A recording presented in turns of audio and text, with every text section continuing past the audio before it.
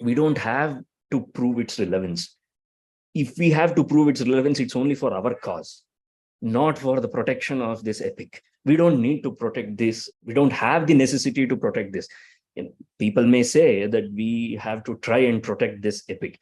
What we actually mean is we are protecting, or we are realizing that how we are being protected by Ramayana. The thing is, we have painted Sita, or we have understood, we have perceived Sita as a weak woman. She was not. First and foremost, she was not. And if I am going to say that she was the strongest woman that I know, then I should be able to substantiate it.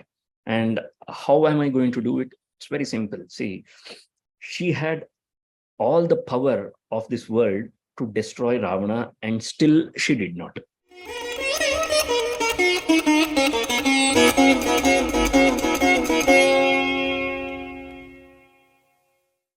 आपदामपहर्तारं दातारं सर्वसम्पदां लोकाभिरामं श्रीरामं भूयो भूयो नमाम्यहम्. So as Ojaswini ma'am pointed out, today the topic that we are going to discuss is about Ramayana. The moment we hear the word Ramayana, there are several pictures that come to our mind, several notions, several ideas that pop up in our head. We have already made a judgment, a decision about Ramayana. The moment we hear the word, we have 100-page judgment ready in our mind.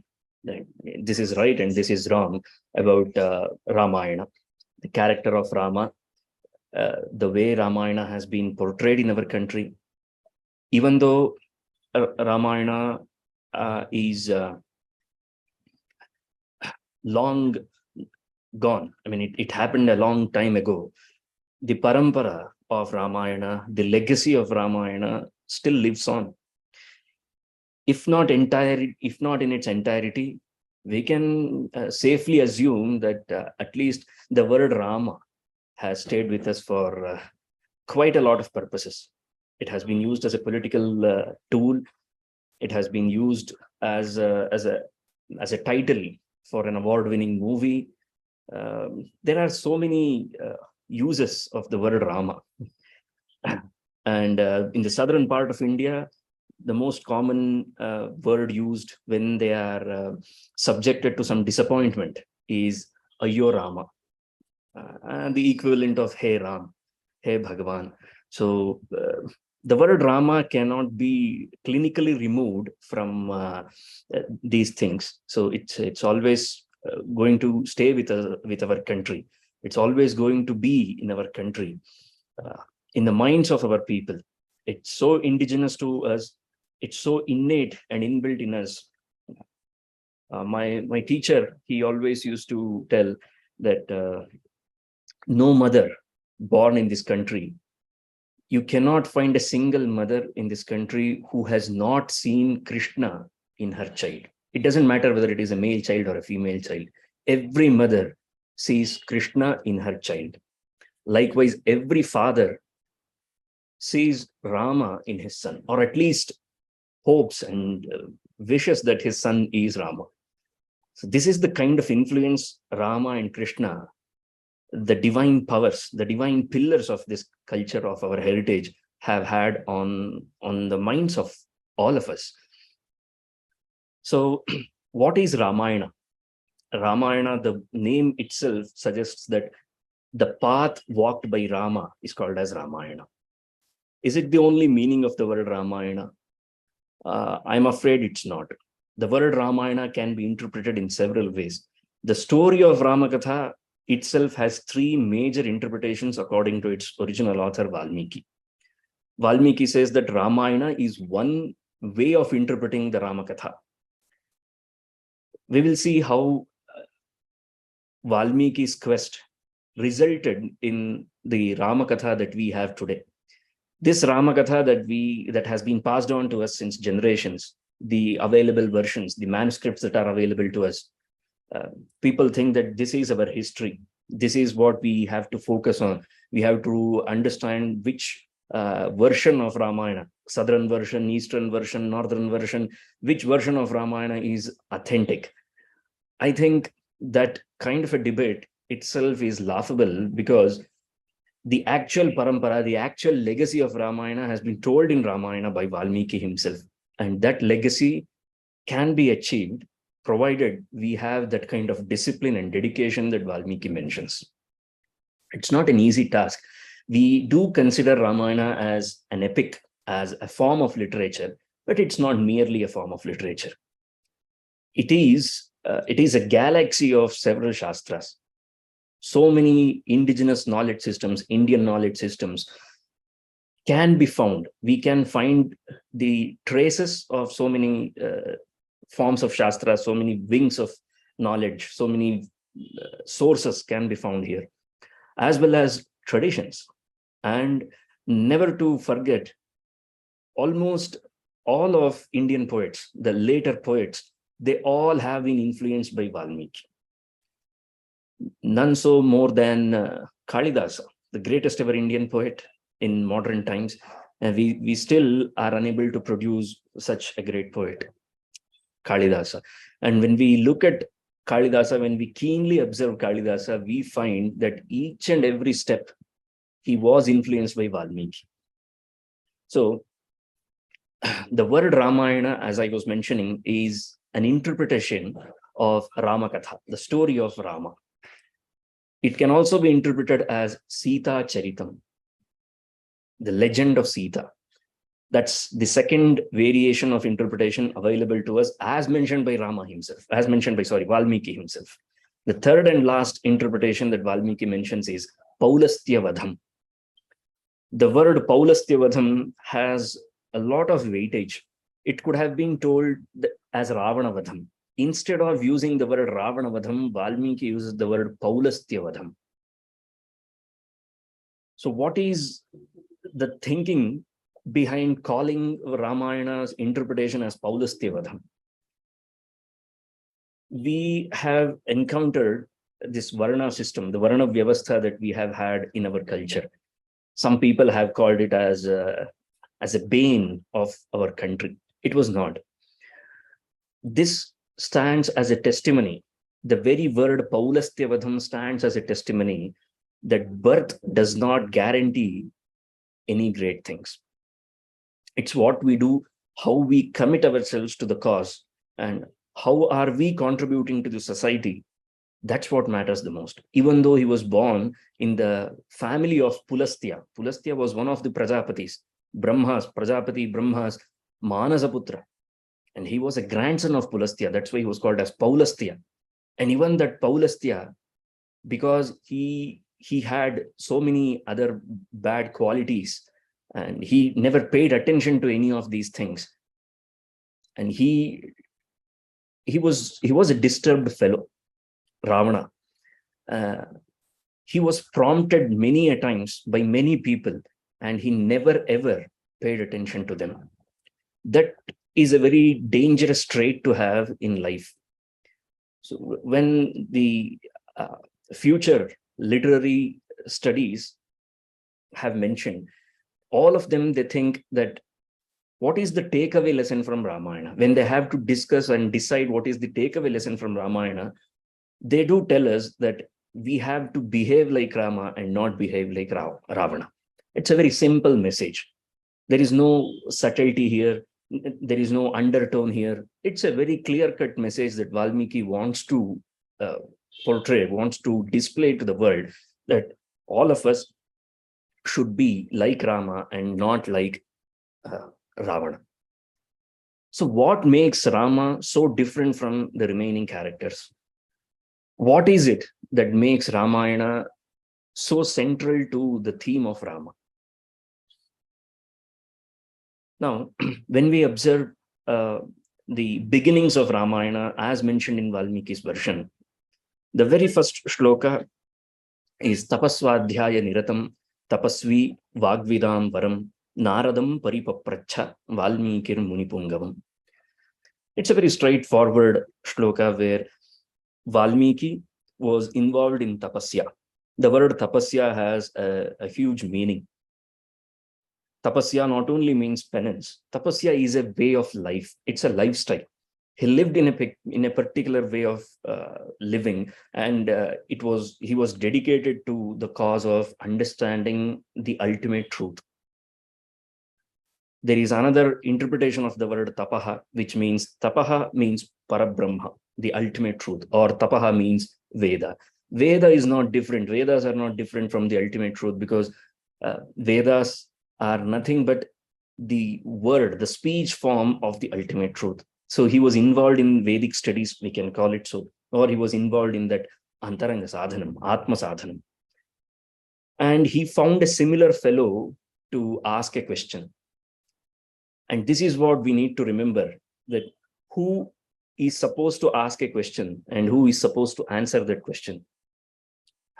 As we see in our world as well, in our day-to-day life as well, when a small child asks a very important question, if a third grade student, a third grade boy, if he asks what is rocket science, and if he wants to understand all those things, it doesn't mean that just because the student has asked, it is not that we have to narrate him all the nuances and subtleties of rocket science.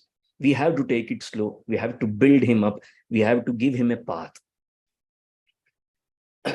Because it all depends on, it doesn't matter how much we know, until and unless we find a similar person where it can be easily passed on, we don't have to speak. And that kind of a premise is established here in the very first shloka, where he says that Narada was also tapaswadhyaya niratam. He was involved in that kind of a life. He had dedicated his entire life for the Parabrahman, for the ultimate truth. And he was no different. Valmiki was no different. Valmiki's adjective here in this shloka is tapasvi. He was also involved in tapas. So when we do not have those similar grounds, then whatever is going to be narrated in future makes no sense at all. We need some prerequisites for Ramayana. In a very subtle way, Valmiki mentions that tapasya is the prerequisite for the study of Ramayana. If we do not have that tapasya in us, then it is very difficult to understand Ramayana, because there are several episodes in Ramayana which begs the question, which are not very clear to us. When we think with our limited knowledge, limited intellect, it does not make any sense to us. For example, why did Rama abandon Sita? This is a question that has bothered so many people. How can Rama, so truthful and so righteous, could kill Vali standing or hiding behind a tree? Is it not wrong for Rama to ask Sita to enter into the fire? Sita Agni Pravesham, Agni Pariksha. So these are some of the questions that actually bother us. And as I said in the beginning, it doesn't matter whatever the title is you give about Ramayana, people come with a pre-notion already installed in their head, that no matter whatever you are going to tell us, everything is fine. And yet Rama should have not done this. That's the last judgment, the last line. PS, the postscriptum that everybody writes about Ramayana is, we agree that he was a great person. He was righteous. He was dutiful. He was a fantastic fellow. Nevertheless, he should have not done this. And in that list, these are the three most important things that are usually highlighted. And this is where I want to add an important thing about Ramayana, why it is very important for us as readers of Ramayana, as beginners, even if we are at a beginning level, not even at intermediate level, even at a beginning level, as students of Ramayana, tapasya is very much required. Vali made a huge argument against Rama. When he was already shot, he was not yet dead, but he was shot and he was lying down, and Rama appeared in front of him. And at that time, Vali made an argument and he mentioned several points. Why did you kill me? Now, Rama's answer is, I did not kill you. And I'm just giving a summary of it, because we cannot go through each and every line of those two arguments. We would require another session for that, to observe how the prosecution's argument was and how the defenders' arguments were. Rama did not kill Vali. Rama punished Vali. So we have to change the narrative. As long as we keep on using the line that Rama killed Vali, it is going to garner sympathy for Vali, because it paints Rama in a bad way. It makes Rama look a cruel guy. He was not a cruel guy. He was a righteous one, and he did it because it was needed to be done. There is no room for escapism here. One cannot simply escape saying that I don't want to be painted as a bad guy. It was not a question of protecting his image, being politically correct. There is no such thing called as being correct or appeasing people. No. All that we need to do in our life is walk the path of dharma. That is the essence of Ramayana. That is why the word ayanam is used in the word Ramayana. Ayanam means the path. The path is not so easy. Ramasya ayanam, the path of Rama, how he walked through his life, that can be called as Ramayana, or Ramaha ayanam Ramayana. Rama himself is a pathway for us. All we need to do is just follow him, follow his footsteps. There is one incident in Ramayana where Kausalya poses a very intriguing question to Rama. She asks that you speak a lot about dharma. Isn't it a son's duty, a son's dharma, to listen to his mother? I am asking you, I'm commanding you that you should not leave me, you should not abandon me. If you are to do so, then take me with you. And only Valmiki writes that Rama responded back to Kausalya as only he could. Nobody else could have responded to this question, because it's a very difficult question. Because she has covered all the wings, and she has covered each and every nook and corner. There is no way one can dismiss the question of Kausalya. Kausalya poses a very important question. How can a son ignore a mother and only follow father? It's not possible. And then he comes up with an answer. And at that time, he says that I am not doing it with my own conscience. I'm not doing it. I'm not the revolutionary here. I'm not doing anything new.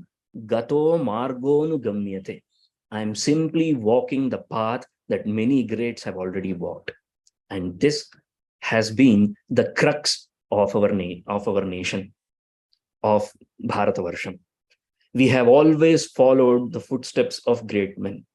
We still take pride in the fact that the likes of Krishna and Rama have walked this land. That's the reason why our culture has still survived, because we still consider the land as Pavitra Bhumi. You take any devotee, any common devotee, they have no idea, they have not read any scriptures. They don't know how to interpret anything. They are not good orators. But you just observe them when they go to Mathura or when they go to Ayodhya. Just look at them. They are come over with emotion. Why? Because they still believe that this is the place where Rama walked. This is the place where Krishna walked. It is this kind of connect to the mass that has protected us from several invaders. And it shall keep on protecting us until the end of this world. Yavat sthasyanti girayaha saritascha mahitale tavad ramayana katha tvatkrita pracharishyati. Lord Brahma himself has told this to Valmiki, that as long as there are mountains and rivers flowing, Ramayana Katha, especially done by you, narrated by you, shall stay on this earth. And that shows that it is going to be an evergreen epic. It is going to stay relevant at all ages. We don't have to prove its relevance. If we have to prove its relevance, it's only for our cause, not for the protection of this epic. We don't need to protect this. We don't have the necessity to protect this. People may say that we have to try and protect this epic. What we actually mean is we are protecting, or we are realizing that how we are being protected by Ramayana. Every small samskara that is given to children at home begins with the story of Ramayana or from Sri Krishna's life. We cannot take away these stories. The grandmothers that have narrated so many stories to children, bedtime stories, they all have been influenced by the stories of Ramayana, the small episodes of Ramayana. They have been interpreted in a different way. They have changed the names of characters, but the core has remained the same. And all of this could survive for so many years, for so long, because our ancestors, they led a life of tapasya. That was very central to their approach towards life. And that we must never forget. The problem with our approach towards anything today is we are ready to take only the interpreted meaning of it. We are not ready to get to the depth of it. In order to get to the depth of it, they require some prerequisites. And one most important prerequisite for the study of Ramayana, even to begin to understand Ramayana, is tapasya. And that has been very clear. It's a very clear-cut message. I am not interpreting it in my own way. It has been said there, tapasvadhyaya niratam tapasvi. The conversation happened between Valmiki and Narada. And Valmiki of this stature, Valmiki was a tapasvi, and he asked another tapasvi who was always indulged in tapasya. What did Valmiki ask? And that is the core of today's talk. He had only one simple question in his mind. Is there a man in today's world who has all the great attributes that are required for a man to achieve fulfillment, to achieve completeness?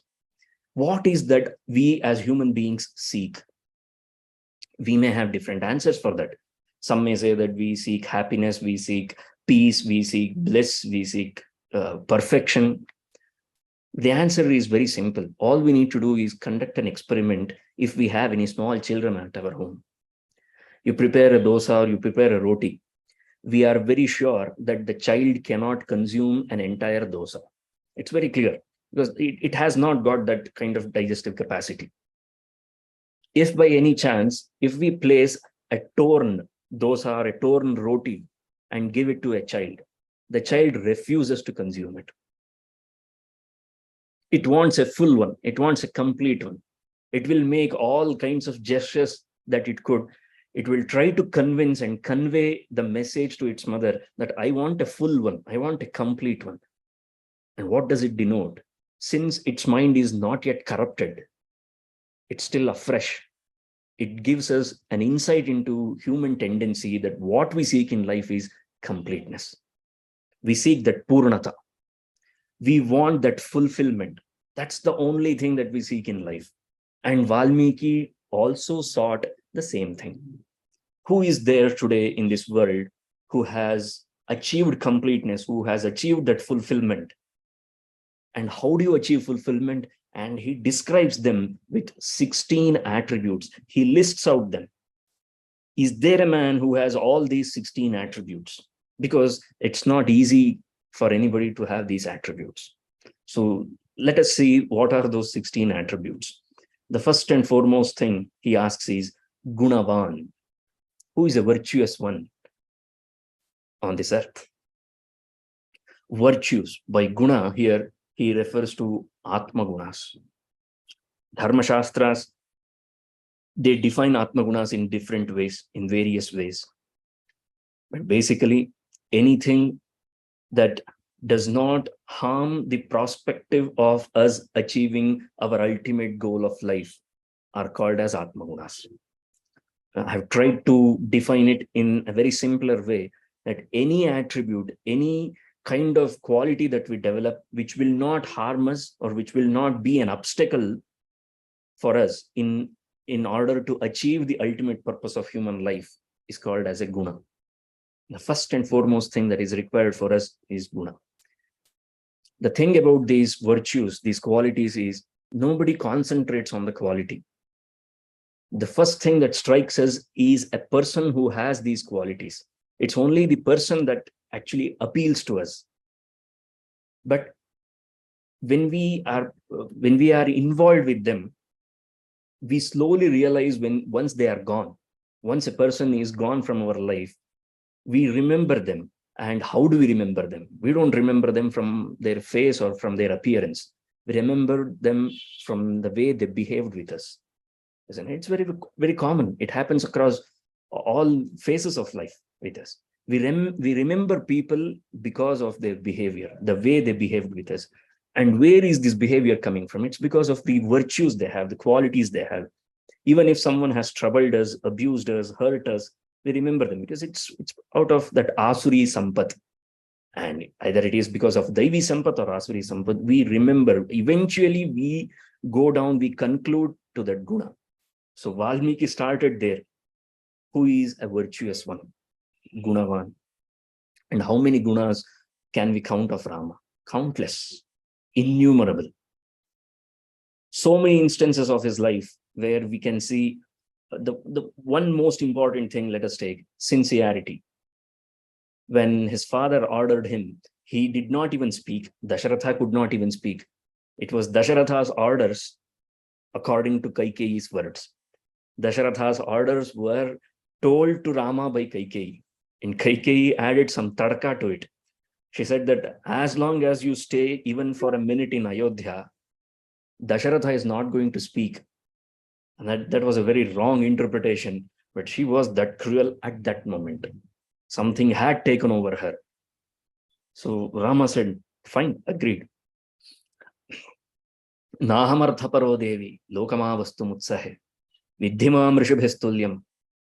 This is the statement made by Rama. When Kaikeyi told that Dasharatha is not going to speak unless you leave for forest, he said, don't ever consider me as a person who is interested or who is invested in the wealths of mortal world. Naham arthaparo devi, lokamavastu mutsahe. I do not anticipate to live in this world, in this mortal world, seeking only wealth. Vidhimam rishibhistulyam. I am equal to the rishis. I lead my life, I live my life like a rishi. And only Rama could speak like this, because we don't get to have that kind of confidence. We may repeat the same line.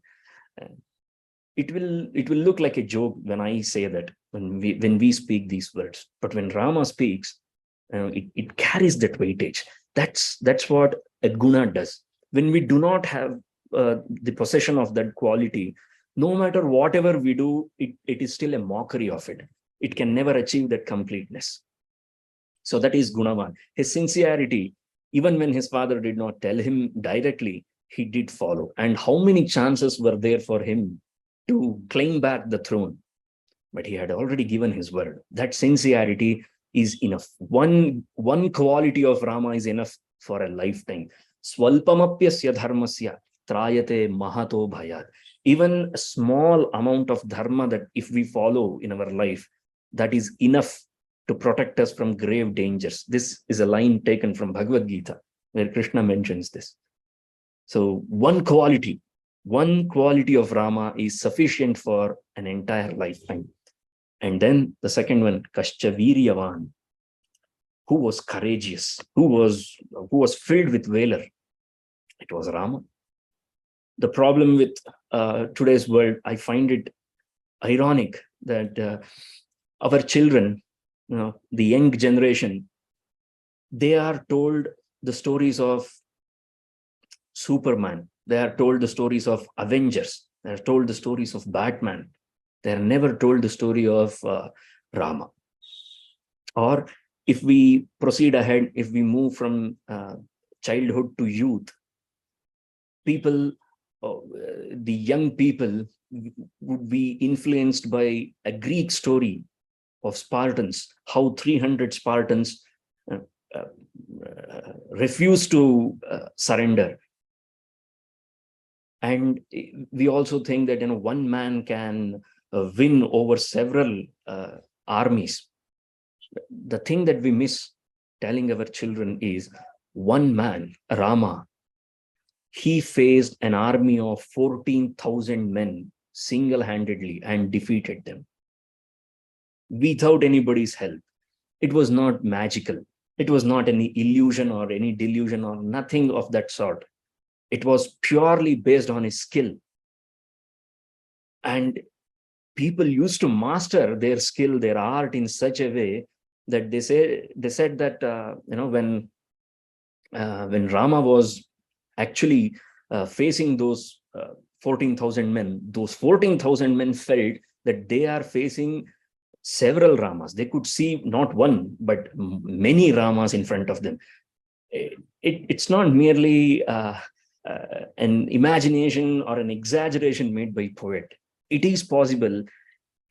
I mean, we belong to that generation where we think that Flash can run in such speed, so swiftly, that he can reach any place at any given point of time within seconds.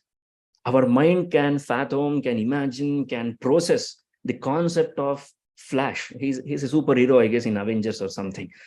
We can process that kind of a superhero, but we cannot use the same logic and imagine that Rama did the same thing as well. He was everywhere. And even Maricha says that wherever I look, I used to see Rama. That was the impact of Rama. That is Viryavan. Only a courageous man can have this kind of an impact on people. So this is the second quality that we find in Rama. The third one is Dharmajnascha. And what more do we have to talk about Dharmajna? I think Valmiki could have used the word Dharma. When we use the word Dharmajna means he who is aware of Dharma, or he who knows Dharma is called as a Dharmajna. Rama need not know Dharma because Rama is an epitome of Dharma. Rama is a personification of Dharma. Ramo Vigrahavan Dharma. Said he is a personification of Dharma. If Dharma ever had a human form, it would look like Rama. And as I was mentioning in the Vali's episode, when Vali made a huge argument, in response, Rama's opening statement was brilliant.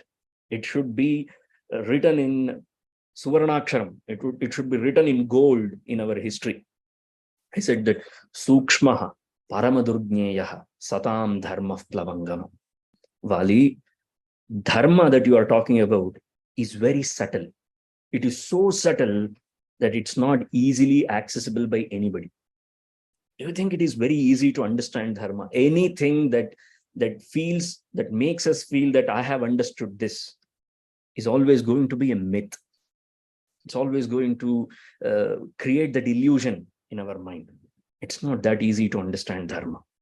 So before you make a judgment on Dharma, before you announce your judgment about Dharma, please keep this in mind, that it's not easy to understand the nuances of Dharma. And Rama understood the nuances of Dharma. This is the reason why we are still unable to process why Rama sent Sita away, why he had to abandon her, or why he asked Sita to step into fire. And for this to understand, we need to understand Dharma. And Dharma, as I said, it's very subtle. It's very difficult to understand it. So that is Dharmajna. We find Rama's Dharma Prajna written all over Ramayana. You take any prasangam, especially more and so, we find that kind of his investment towards Dharma much more in Vali's episode. Moving on, the fourth quality is Kritagnyascha, gratitude. Never forget who helped you. Even a small help needs to be remembered. We all know what kind of a great help was Jatayu. Even though Rama was not there, he tried to defend. He was an old bird, and yet he tried to defend against a prime Ravana. And we must say this, that Rama did not get the opportunity to perform the final rites of his own father. He was not there at that moment. It was Bharata who did it. But he performed the final rites of Jatayu. And it would be surprising for many that the words that are spoken during that time, the words that were spoken by Rama during that time, during the cremation of, or during final rites of Jatayu, are still used as part of Antyeshti, even to this day. In some sampradayas, the exact same shlokas are uttered even to this day. Yagatir Veda Vidusham, Yagatihi Yajnashalinam. These are the lines that Rama uttered when he was performing the final rites of Jatayu.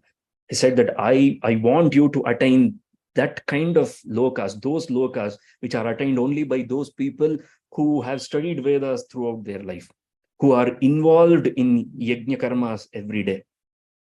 Those were the lokas granted by Rama too. He granted access to them.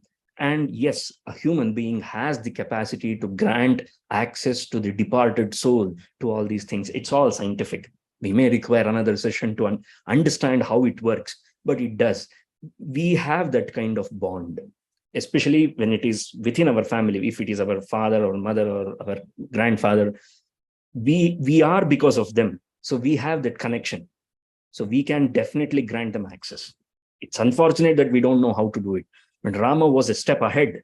He was in a different league. He could provide access to even a bird like Jatayu. And that shows his kritagnyata, his gratitude, because he tried his level best. Jatayu tried his level best to protect the honor of Sita. And he always remembered it. He never forgot Jatayu. Moving on, Satyavakya. And each and every attribute that are listed, it makes that, what else do I have to tell about this? Because does everybody not know this? That Satyavakya, being truthful. Is there anybody else who stayed truthful to his words other than Rama? He said, 14 years I shall stay in forest. Bharata came, Bharata pleaded, Bharata implored, he begged. He did everything that he could. That there is a beautiful conversation, a discussion, a debate that happens between Rama and Bharata. Even the gods, the sages, everybody, they wanted to, they were present there just to observe how these two brothers were talking with each other.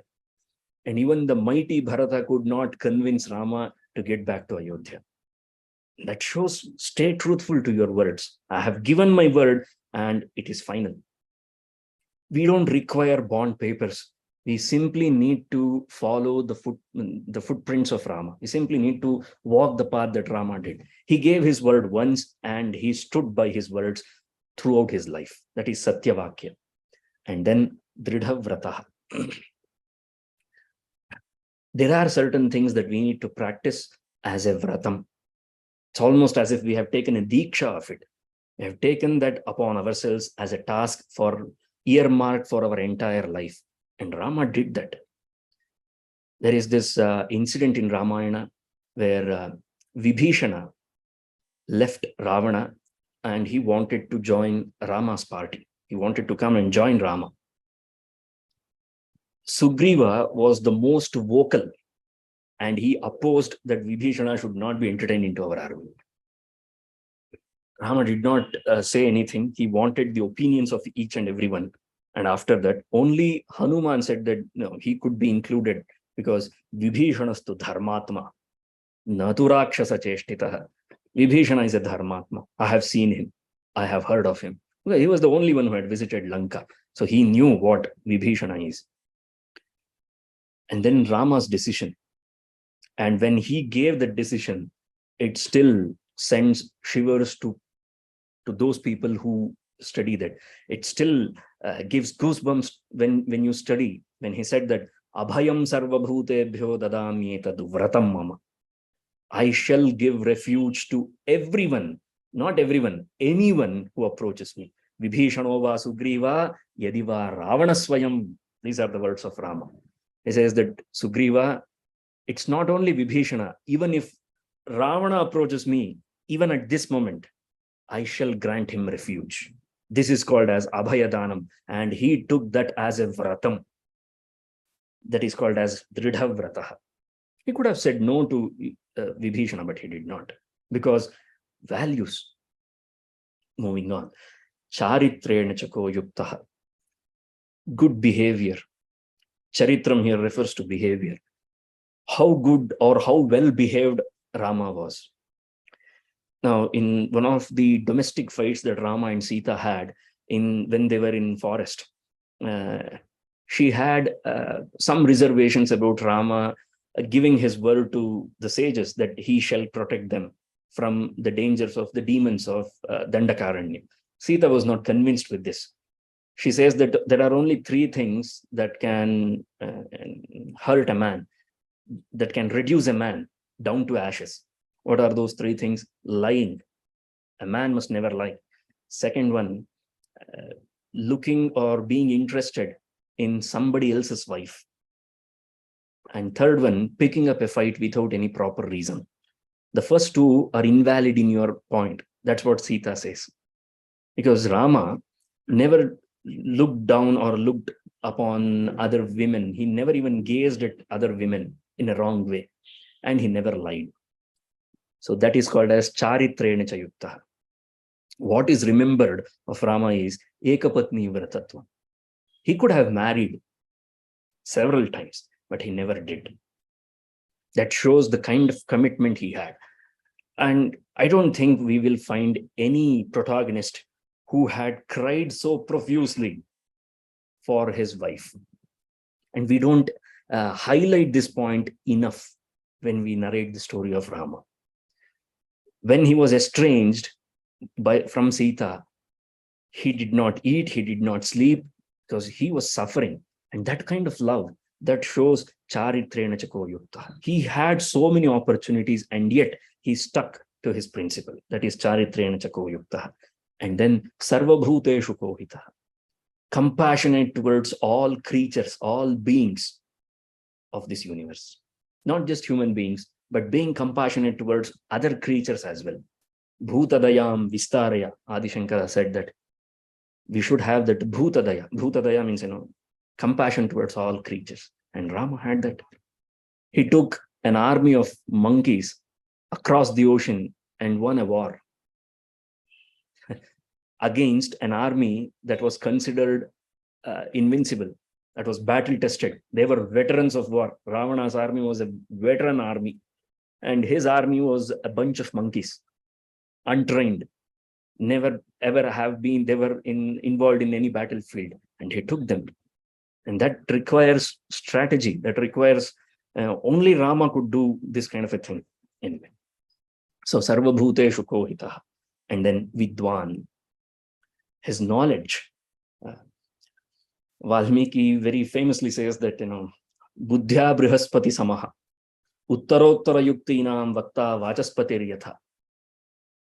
He says that when he used to respond, there was nobody who could respond or talk back to Rama in any way. Because if Rama speaks, that is full and final. And we observe that during the conversation between Rama and Bharata. If as listeners, when we study Bharata's argument, when we read Bharata's argument, we feel that yes, Bharata is absolutely right. Rama should come back to Ayodhya. But the way he counters it, when you hear the words of Rama, you are so convinced that nobody else can appeal against Rama. That is called as being well learned, well invested in all the knowledge streams. That is Vidwan. And Samartha, powerful. His prowess is well known when he asked Lakshmana to bring his bows and arrows, when the king of ocean did not accept his request to provide the pathway. 3 days he stood there, and when the king of ocean did not respond, Chapamanaya Saumitra, he asked Lakshmana to bring my bows and arrows. Samudram Shoshaishyan, I will dry this entire ocean out. Let us walk this ocean. And he came there shivering, the king of ocean. So that's Samartha, Samarthyam. And then Eka Priyadarshana. There's that always pleasant, all season pleasantness is Rama. They say that, whenever he used to speak, Smitapurva Abhibhashi, he had a small smile on his face before he spoke. That kind of mandahasa, that is what makes a person benevolent. That is what makes a person approachable. That was Rama. Eka Priyadarshana. And then Atmavan. We find very few traces of his Atmavatvam. Atmavan means he who has understood what the true Atma is, or he who has understood what is his true form, what is his original form. Atma Sadhanam. We find very small traces of this in Ramayana, but nevertheless, we do find that Rama had known what is the truth of life, or what was his original form. And then Jita Krodha, very important, he who has gained control over his anger. He had control over his anger, so much so that Krodhamaharaya Tivram, Valmiki says, when he had to destroy the army of 14,000 men, he had to call upon the anger, he had to invoke the anger. Who can invoke anger? Only those people who have gained complete control over anger can invoke anger whenever they want. And Rama did that. That is why Jita Krodha. We are nothing but mere subjects of anger. We don't know when we will get angry because we don't have anger under our control. But Rama had anger under his control. So when he wanted to destroy 14,000 men, he called upon anger. He invoked that anger. That is Jita Krodha. And Dyutiman, he had a glow on his face all the time. That's found only in people who are divine, who are meant for greater things. That is written all over. And unfortunately, we don't have access to these kind of pictures of Rama. All the paintings that we find of Rama is blue painted Rama. That's not Rama. That's not how Rama looked. At least by the way Valmiki has described Rama, that's not how he looked. Okay. And moving on, Anasuyakaha. Never ever was Rama envious of anyone else. Why would he be envious of anybody else? And I just want to draw a small comparison here. I know I might be crossing the line here for several people, but nevertheless, I will go ahead and take the bullet for this. You see, Yudhishthira in Mahabharata, he suffered a lot. And he also asked people like Bhishma, people like Vyasa, he approaches them and he asks them, is there any other man on this in this world who has ever suffered as much as I have? See, this kind of cribbing, this kind of focusing on himself, that was not present in Rama. He never cried, or he never whined, or he never complained a lot, because he never thought that all of them, the rest of the world, are very happy, and why and how come I am not happy? He never asked that question, and he was never envious of all the things that he had. Ravana had a huge army. He was not envious of him. So this is the kind of quality that actually makes us sane, to be honest, in life. And moving on, the last one, Kasya bibhyati devascha jataroshasya sanyuge. This is the 16th quality that Valmiki asks, 16th virtue. When he gets angry, is there a man when he gets angry, even the gods are afraid of his anger? Yes, Rama.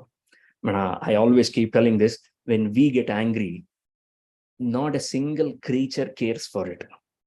Patta bhi nahi hilta hai when we get angry. But when Rama got angry, he did not even have to use his bows and arrows. He just asked Lakshmana to bring his bows and arrows. That's all. The king of ocean came crawling to him. That's the power of anger. And when he got angry, even the gods made pathway for him. The entire world bowed down to him. And that's what makes us powerful. The idea that our anger could be dangerous, that our anger can make even the gods afraid, that itself is sufficient, that itself is enough to say the kind of depth that we have in our life. And Rama possessed this kind of depth in his life. And this courage and this kind of depth can be achieved only when we have understood what is dharma. The essence of dharma, the core of dharma, the subtleties of dharma, when they are deeply rooted within us, as it was in Rama, then all these qualities can exist even in us. These are not something that are available in the market. These are not something that needs to be taken from some other source. All these qualities are within us. It's all about tapasya. It's all about dedication and discipline. And the way we lead our life, the way we live our life determines how good we can be. Our entire life is nothing but an attempt to go and walk the path that Rama did. And if we do that, if we are able to do that, if we are successful in doing that, then we have actually understood the essence of Ramayana. We would have understood Ramayana only when we become Rama. That's the whole purpose of study of Ramayana. When we keep these 16 attributes in mind, And now, since you have heard these 16 attributes, when you look at each and every episode of Ramayana, these 16 attributes will be reflected upon each and every episode. That's when we will identify, that's when we will realize what Ramayana truly is. The actual meaning, the essence of Ramayana will reflect in our hearts when we have understood these 16 attributes. Therefore, Ramayana is nothing but a tale of these 16 attributes. Please. Sir, in your opinion, is Valmiki a historian or an author?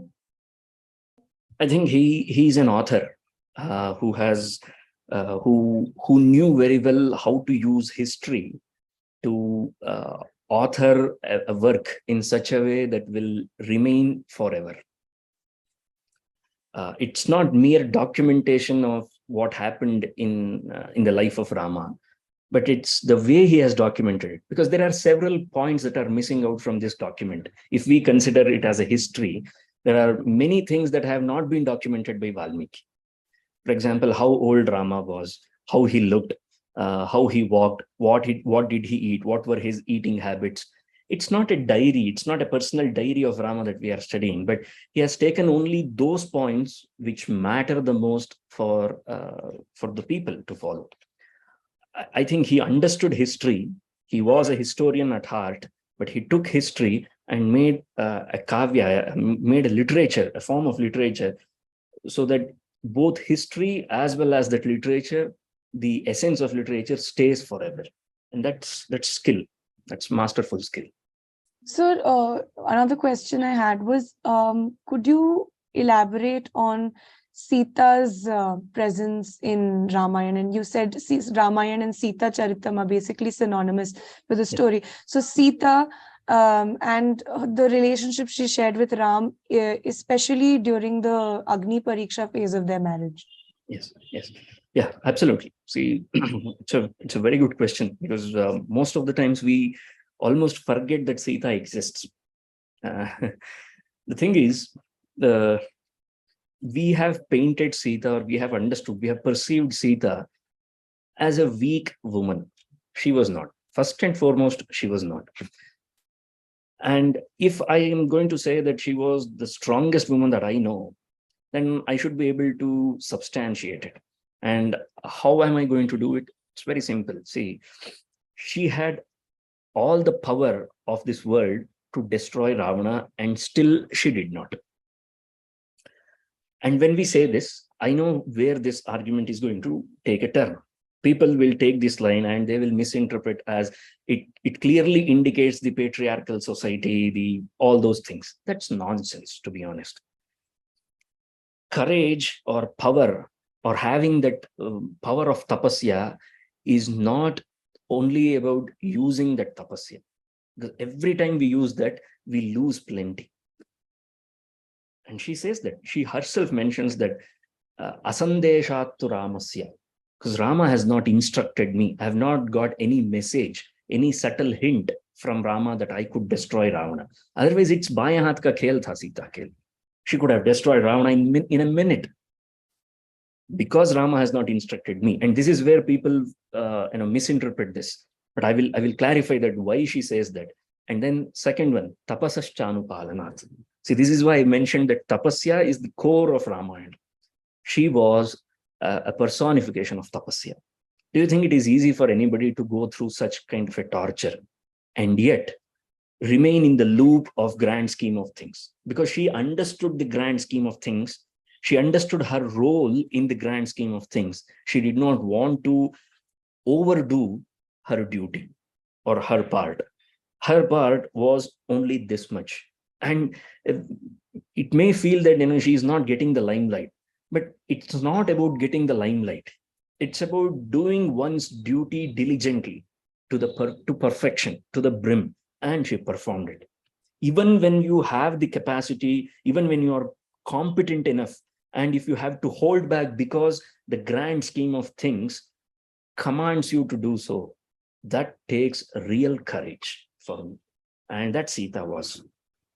And this is the sort of relationship that she shared, that Rama did not have to explain her anything.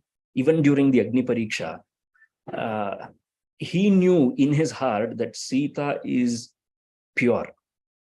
She has got nothing to prove to him. But the world needs to know that Sita is pure. And why do they have to care for char log kya kahenge kahne do? That's not the attitude. They led a public life. We must never forget that. They belong to a royal family. Their life is dedicated for public service. It was dedicated for public service. So when you are leading a life of a public servant or a statesman, when you belong to a royal family, your each and every move will be recorded by people. They will follow you. Isn't that what Krishna told Arjuna? Yadyad acharati shresthaha tattadeve tarojanaha. See, you may not care about your legacy, but there are many people back in the kingdom who look up to you. And there are people who look up to Rama and Sita because they are the king and the queen of Ayodhya. So it is their moral responsibility to place an example in front of people that everybody needs to protect their character. If you say that, yes, I have not been wrong in my intention, then prove it. What better way to pure? Because there are only two things that are purifiers, original purifiers of this world: water and fire. And nothing purifies as fire. That's why she had to enter fire. And there was this understanding between Rama and Sita where words were not required. They both understood what their intention was. Valmiki has clearly mentioned that Rama knew in his heart that Sita was pure. It was for the sake of the world. He was there to set an example. What is my understanding of Ram's, when we say Maryada Purushottam, I think one of the greatest, examples that he puts forward of Maryada is when Sita Mata is, taken by force, and he doesn't go to his brother Bharat, who is the king of Ayodhya, Correct. to that go find your Bhabi, and put the entire resources and the army Yes. into play to go and fight and get that. He remains as a private citizen because he knows he is not the king and he is a Vanvasi. Yes. Correct. I think such a brilliant example of Maryada when you say he knows that this is not something which should be done, and he then uses his entire force as a human avatar. He remains in those limits. I think that is one of the beautiful examples of Maryada that he puts across. Not like today. In today's time, you see what happens. I mean, for every small thing, if you have some relative and some politician and all that, you go about using public resources for your own private gains. Correct. Correct. That's one thing we learned from Sri Ram. What I wanted to ask you, Vishwanath ji, is this whole controversy around interpolation of the Uttarkand. Yes. And, so could you throw light on this? What are your views? Yeah, see, first and foremost, thank you for mentioning that aspect of Rama's character. Absolutely on point. And secondly, coming to Uttarakanda. Uttarakanda is very much a part of Ramayana. Even though it's not as easily understood by people as the remaining Kandas, I wouldn't say that people are good enough to understand the remaining Kandas as well. But since it has some vagueness about it, the Uttarakanda, therefore, many people have tried to interpret it in several different ways. But I don't find any controversy as such in Uttarakanda, especially when I think when you mentioned controversy, you meant when Sita was abandoned, when she was a pregnant woman by Rama. Again, Shambhukavad, Vishwanath. Oh, Shambhukavadham. Okay. I was confused because these are the two controversial points where people usually ask questions. Okay, Shambhukavadha is about understanding the natural order of things. I usually conduct this kind of an experiment whenever I talk to people, that without letting people know that we are talking about Varna system, Brahmana, Kshatriya, Vaishya, Shudra, without using these words, if you simply mention some attributes related to these four, people have no qualms, no worries about accepting all those things. We also accept that there is some order in our body and we need to follow that. The legs cannot think and the head cannot walk.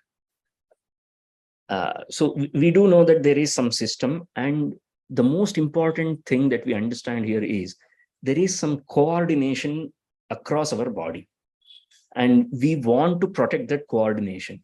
As long as there is this coordination, there is harmony in our body. The same thing is applicable to society as well. When one of the organ, imagine this, I mean, I hope the world never comes to this kind of a situation. We never know with the science, but nevertheless, what happens if one of our organ tries to dominate the other? It wants to access the seat of some other organ. If it goes on to say that from today onwards, I shall be handling this particular portfolio.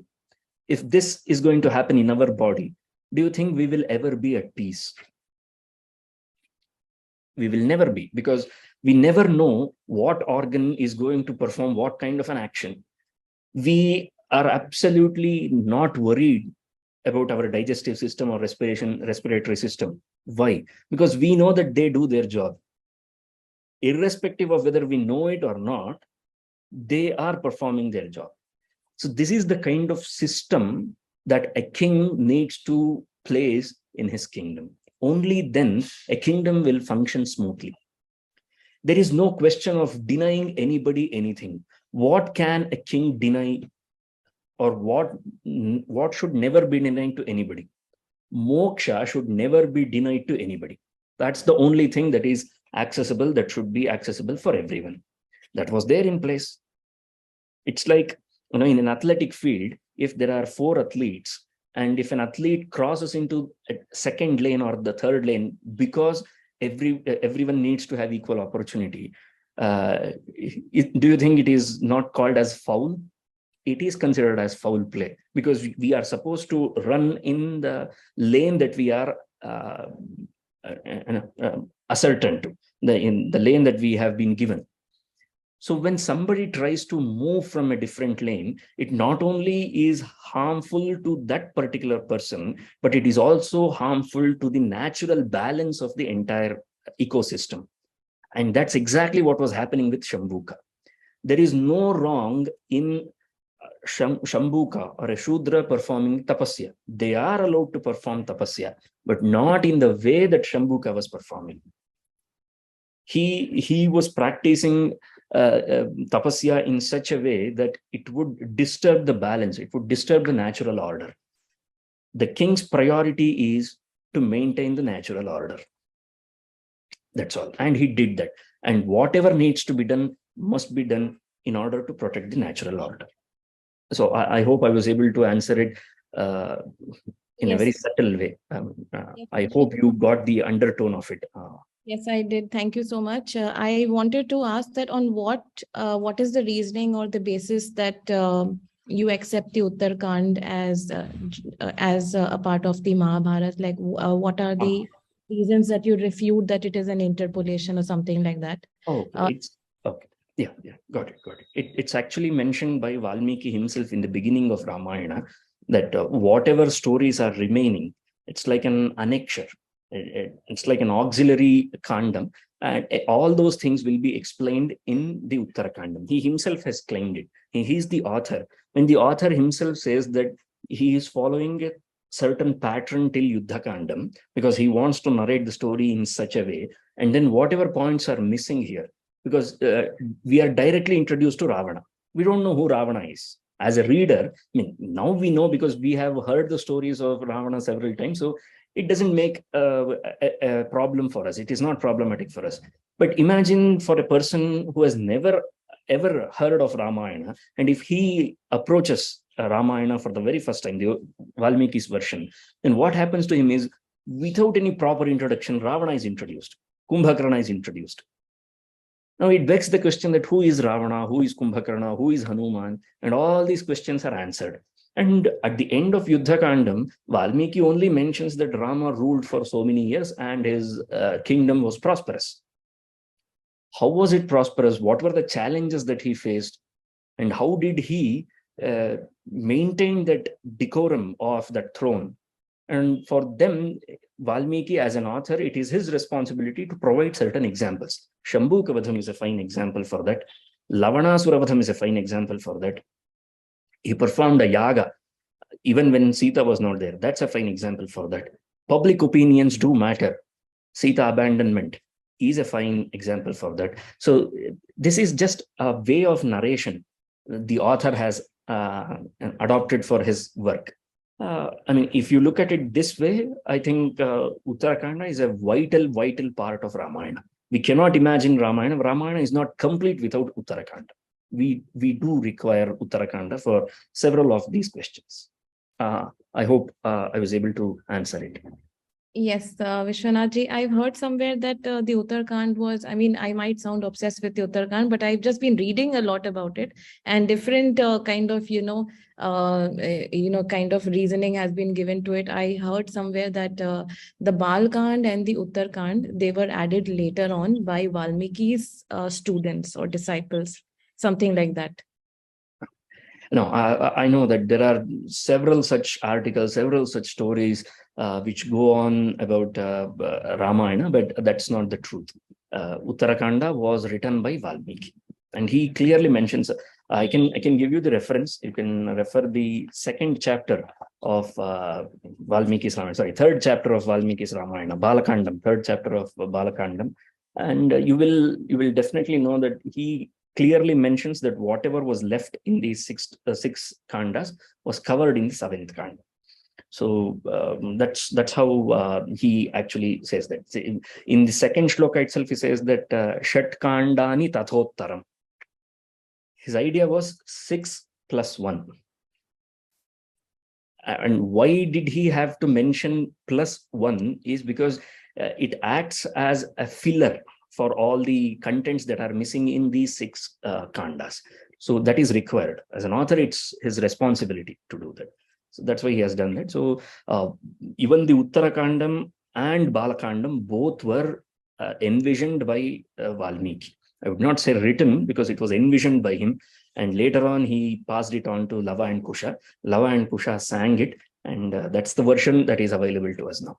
The purest form of Ramayana is when Valmiki envisioned every single move of Rama, Lakshmana, Sita, Bharata, everybody in his heart. That is the purest version of Ramayana, which is not accessible unless we have tapasya, unless we have reached an accordance with Valmiki's Hridayam. So that's how it is. So the answer whether Balakandam and Uttarakandam were actually written by Valmiki can be convincingly answered when we have gained access to Valmiki's Hridayam, point number 1. Or we can substantiate with some literary proofs that we have within Ramayana. That's the second way is how we can follow, because we don't have access to Valmiki's Hridayam yet, because that requires tapasya.